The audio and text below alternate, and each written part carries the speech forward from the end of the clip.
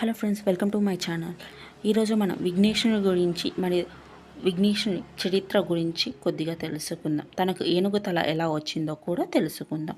ముందుగా పార్వతీదేవి మట్టితో చేసి విగ్రహానికి తన శరీరానికి ఉన్న చందనంతో తనకు ప్రాణం పోస్తుంది.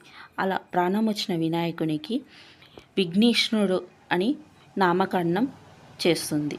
ఆ తర్వాత తను స్నానమాడడానికి వెళుతూ తన కొడుకుని కాపలా పెట్టి వెళుతుంది.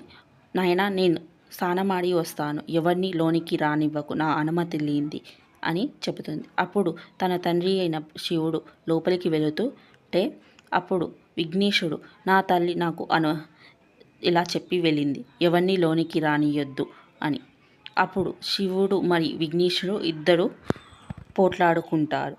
ఆ పోట్లాటలో గణపతి తలను వేరు చేస్తారు శివుడు త్రిశూలంతో.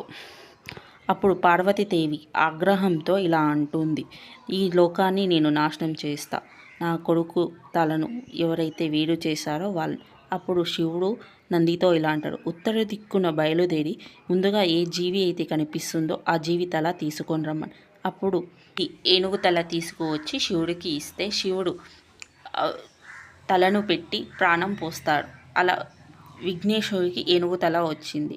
అలా ఆ తర్వాత శివుడు విఘ్నేశ్వరుడికి ఒక వరం ఇస్తాడు. ఏంటి ఆ వరం అంటే, ఎవరైతే తన పనిని మొదలు పెట్టాలంటే ముందుగా నీ పూజను చేసిన తర్వాతనే వాళ్ళ పనిని మొదలు పెట్టాలి అని గణపతికి శివుడు వరము ఇస్తారు. కానీ శివుడు విఘ్నేశ్వరుని తల ఎందుకు నరకాల్సి వచ్చిందో తెలుసా? మహామునీశ్వరుడు అయిన ముని శివుడికి శాపం పెడతాడు, నువ్వు నీ కొడుకి తలను నీ త్రిశూలంతో నరికివేస్తావు అని శాపం పెడతాడు మునీశ్వరుడు. ఈ కారణంతో శివుడు వినాయకుని తల నరకాల్సి వస్తుంది. విఘ్నేశ్వరుడి కథ వెనుక ఉన్న కారణం మీకు నచ్చిందని నేను అనుకుంటున్నాను. శివపార్వతులు అయిన విఘ్నేశ్వరుడికి వినాయక చవితి శుభాకాంక్షలు. మరియు like and subscribe. Don't miss the bell icon.